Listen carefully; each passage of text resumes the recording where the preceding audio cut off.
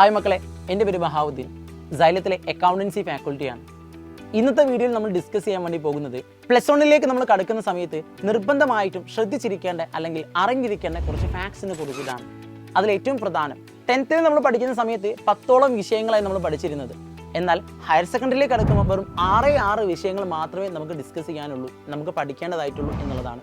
So ഇതൊരു advantage ആയിട്ട് എല്ലാവരും ഒന്ന് കണക്കാക്കേണ്ടതായിട്ടുണ്ട്. എന്നാൽ 6 വിഷയം മാത്രമേ പഠിക്കേണ്ടതുള്ളൂ എങ്കിൽ കൂടി ഈ 6 വിഷയത്തിൽ നമുക്ക് എന്ത് ചെയ്യാനുണ്ട്, ഡീപ്പർ ലെവലിലേക്ക് നമുക്ക് ഓരോ സബ്ജക്ട്സ് നമ്മൾ എന്ത് ചെയ്യണം, പഠിക്കേണ്ടതായിട്ടുണ്ട്. രണ്ടാമത്തെ കാര്യം എന്താണെന്ന് വെച്ചാൽ 10ാം ക്ലാസ് നമ്മൾ പഠിക്കുന്ന സമയത്ത് 40 മാർക്കിനും 80 മാർക്കിനുമായിരുന്നു നമ്മൾ എക്സാമിനേഷൻ എഴുതിയിരുന്നത്. എന്നാൽ ഹയർ സെക്കൻഡറി ലെവലിലേക്ക് നോക്കുമ്പോൾ 60 മാർക്കിനും 80 മാർക്കിനുമായിരിക്കും നമ്മുടെ എക്സാമിനേഷൻസ് മാർക്ക് ഉണ്ടാവുക. അപ്പം നോക്കുകയാണെങ്കിൽ ഇപ്പോൾ PCMB physics, chemistry, maths, biology, അതുപോലെ തന്നെ കമ്പ്യൂട്ടർ ആപ്ലിക്കേഷൻ, അക്കൗണ്ടൻസി തുടങ്ങിയിട്ടുള്ള സബ്ജക്റ്റുകൾ കേസിലേക്ക് നോക്കുകയാണെങ്കിൽ ഇതൊക്കെ 60 മാർക്കിനായിരിക്കും നമുക്ക് എക്സാമിനേഷൻസ് ഉണ്ടാവുക. എന്നാൽ ബാക്കിയുള്ള സബ്ജക്റ്റുകളൊക്കെ നമുക്ക് എന്തായിരിക്കും, 80 മാർക്കിനുമായിരിക്കും. സോ ഇത്തരത്തിൽ 60 മാർക്കിൻ്റെയും 80 മാർക്കിൻ്റെയും എക്സാമിനേഷൻസ് എഴുതുന്ന സമയത്ത് നമ്മൾ മുൻപേ പഠിച്ചതുപോലെയല്ല മാർക്കിംഗ് ഡിസ്ട്രിബ്യൂഷൻസ് രണ്ടും ഡിഫറൻ്റ് ആയിരിക്കും ഉണ്ടാവുക.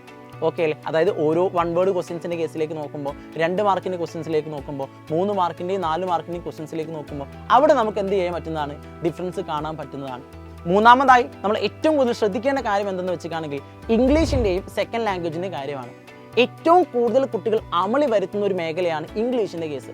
അതായത് 10th വരെ നമ്മൾ പഠിക്കുന്ന സമയത്ത് പേപ്പർ വാല്യൂ ചെയ്യുന്ന ഫാക്കൽറ്റീസിൻ്റെ കേസിലേക്ക് നോക്കുമ്പോൾ അവർ ഗ്രാമേഴ്സ് ഒക്കെ ഒരു പരിധി വരെ നമുക്ക് ഒഴിവാക്കി, കണ്ണടിച്ച് ഒഴിവാക്കി തരും. എന്നാൽ ഹയർ സെക്കൻഡറിയിലേക്ക് കടക്കുന്ന സമയത്ത് ഫാക്കൽറ്റീസ് നിർബന്ധമായിട്ടും നിങ്ങളുടെ ഓരോരുത്തരുടെയും എഴുതി വെച്ച ഗ്രാമർ എന്താണോ ആ ഗ്രാമറിനെ കൂടി പരിഗണിച്ചായിരിക്കും നിങ്ങൾക്ക് മാർക്ക് കിട്ടാൻ വേണ്ടി പോകുന്നത്. സോ ഇംഗ്ലീഷിൻ്റെ കേസിലേക്ക് നോക്കുമ്പോൾ നിർബന്ധമായും ഓരോ സ്റ്റേറ്റ്മെൻറ്റിലെയും ഗ്രാമറുകൾ വളരെ പ്രധാനപ്പെട്ടതാണ്.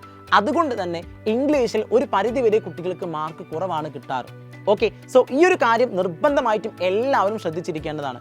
മറ്റൊന്ന് മലയാളം, അറബിക്, സാൻസ്കൃത്, അതുപോലെ ഉറുദു, ഹിന്ദി തുടങ്ങിയ സെക്കൻഡ് ലാംഗ്വേജിൻ്റെ കാര്യമാണ്.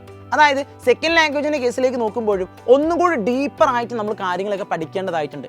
ഓക്കെ അല്ലേ? അതായത് 10th വരെ നിങ്ങൾ പഠിച്ച പാറ്റേണേ അല്ല. ഓക്കെ, അതിനേക്കാൾ കുറച്ചും കൂടി ആഴത്തിലേക്ക് നമ്മൾ എന്ത് ചെയ്യേണ്ടതായിട്ടുണ്ട്, ഓരോ കാര്യങ്ങളെയും നമ്മൾ വിശദമായി പഠിക്കേണ്ടതായിട്ടുണ്ട് ഹയർ സെക്കൻഡറിയിലേക്ക് വരുമ്പം എന്നതാണ്. നാലാമതായി നമ്മൾ ശ്രദ്ധിക്കേണ്ട കാര്യം എന്താണെന്ന് വെച്ചിട്ടാണെങ്കിൽ നമ്മൾ കുറച്ച് മുന്നേ പറഞ്ഞിരുന്നു എക്സാമിനേഷൻ്റെ മാർക്ക് 80 മാർക്കിനും 60 മാർക്കിനും ആയിരിക്കും എന്നുള്ളത്. എന്നാൽ 60 മാർക്കിന് നമ്മൾ എഴുതുന്ന എക്സാംസിൻ്റെ കേസിലേക്ക് നോക്കുമ്പോൾ ഇതെല്ലാത്തിനും ലാബ് ഉണ്ടായിരിക്കുന്നതാണ്. ലാബ് എന്ന് പറയുമ്പോൾ നമ്മൾ IT കമ്പ്യൂട്ടർ ലാബിൽ പോയിട്ട് ചെയ്തിട്ടുണ്ടായിരുന്നില്ലേ, അതേപോലെ നമുക്ക് എന്ത് ചെയ്യേണ്ടതായിട്ടുണ്ട്, ലാബുകൾ ഇപ്പോൾ ഫിസിക്സ്, കെമിസ്ട്രി, ബയോളജി, മാത്സ് ഇതിനൊക്കെ കേസിലേക്ക് നോക്കുമ്പോൾ നമുക്ക് എന്ത് ചെയ്യും, ലാബിൽ പോയിട്ട് നമ്മൾ എന്ത് ചെയ്യണം, എക്സ്പെരിമെൻറ്റുകൾ നടത്തേണ്ടതായിട്ടുണ്ട്. അക്കൗണ്ടൻസി, കമ്പ്യൂട്ടർ ആപ്ലിക്കേഷൻ തുടങ്ങിയിട്ടുള്ള വിഷയത്തിൻ്റെ കേസിലേക്ക് നോക്കുമ്പോൾ നമ്മൾ എന്ത് ചെയ്യണം, സിസ്റ്റത്തിൻ്റെ അടുത്ത് വരും. അതായത് IT ലാബിൽ പോയിട്ട് നമ്മൾ എന്ത് ചെയ്യേണ്ടതായിട്ടുണ്ട്, അവിടെ നമ്മൾ പ്രോഗ്രാമിങ്ങുകളും കാര്യങ്ങളൊക്കെ ചെയ്യേണ്ടതായിട്ടുണ്ട്.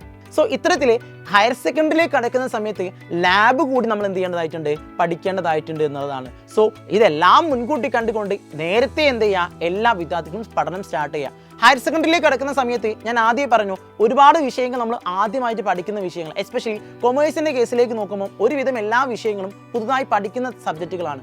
സോ സ്റ്റാർട്ടിംഗ് ഘട്ടം മുതൽ തന്നെ, അതായത് ആദ്യ ഘട്ടം മുതൽ തന്നെ ഒന്ന് ഉഷാറായി നമ്മൾ പഠിക്കാൻ ശ്രമിക്കുകയാണെങ്കിൽ തീർച്ചയായിട്ടും നമുക്ക് എന്ത് ചെയ്യാൻ പറ്റും, നല്ല മാർക്കോട് കൂടി നമുക്ക് ലൈഫിനെ മുന്നോട്ട് കൊണ്ടുപോകാൻ പറ്റും എന്നുള്ളതാണ്. സോ എല്ലാവർക്കും നല്ല ഭാവി ഉണ്ടാവട്ടെ, എല്ലാവർക്കും നല്ല രീതിയിൽ പഠിക്കാൻ പറ്റട്ടെ എന്ന് ആശംസിച്ചുകൊണ്ട് നിർത്തുന്നു. Thank you so much.